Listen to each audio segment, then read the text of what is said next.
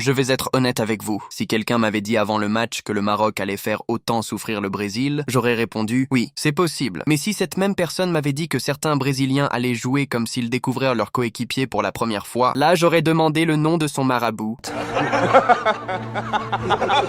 Parce qu'il faut qu'on parle de certains joueurs. Vinicius Junior, monsieur a décidé d'activer le mode Coupe du Monde. Chaque prise de balle donnait l'impression qu'il allait créer quelque chose. Il a sauvé le Brésil aujourd'hui. Par contre, certains milieux brésiliens, j'ai regardé le match, puis j'ai regardé la feuille de match, puis j'ai encore regardé le match. Le nombre de ballons rendus au Maroc, à un moment donné, je pensais qu'il jouait avec un maillot rouge en dessous.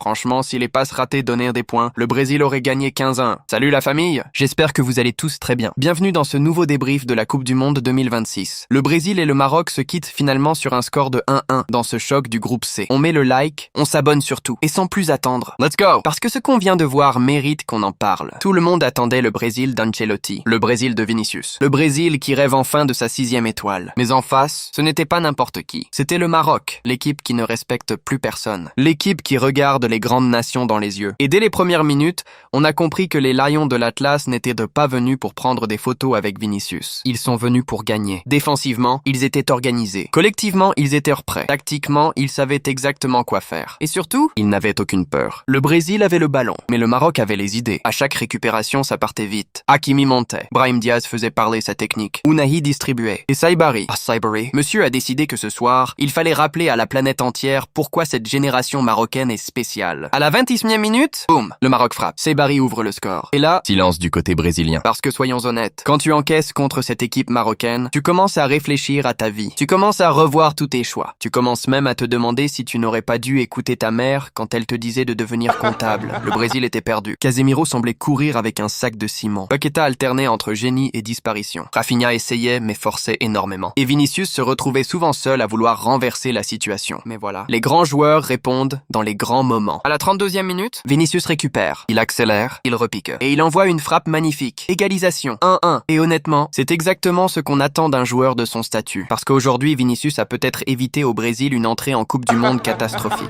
Mais malgré ce but, je vais peut-être me faire des ennemis. Le Brésil ne m'a pas rassuré. Le résultat n'est pas dramatique. Mais le contenu pose énormément de questions. Parce qu'à plusieurs reprises, le Maroc semblait mieux organisé. Le pressing marocain gênait énormément la relance. Le milieu brésilien avait du mal à accélérer le jeu. Et même défensivement, il y avait des espaces inquiétants. Heureusement qu'Alisson était présent sur certaines situations. Et parlons de Yacine Bounou. Bounou, aujourd'hui, fermez la boutique, éteignez les lumières, rentrez chez vous. Le monsieur a encore sorti des arrêts déterminants. À chaque frappe dangereuse, il répondait présent. Franchement, si j'étais gardien remplaçant du Maroc, je commencerais déjà à chercher un prêt. Parce qu'avec ce niveau-là, la place de titulaire est verrouillée. L'homme du match? Pour moi, il y a débat. Vinicius côté Brésil, Saibari côté Maroc.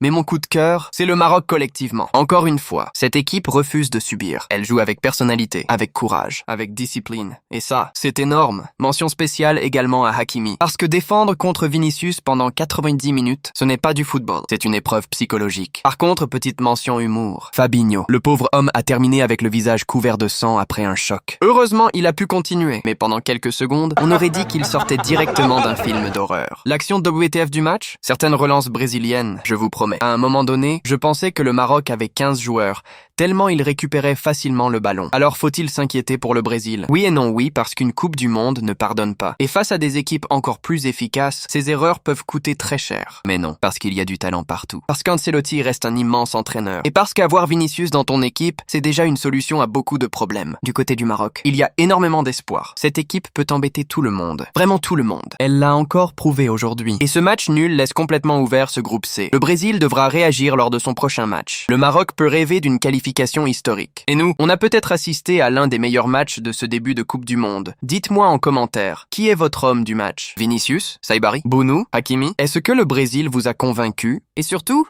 est-ce que le Maroc peut aller encore plus loin dans cette Coupe du Monde? N'oubliez pas le petit pouce bleu qui aide énormément la chaîne. Abonnez-vous pour ne rien manquer des débriefs de la Coupe du Monde. Et on se retrouve très vite pour une nouvelle vidéo. Peace!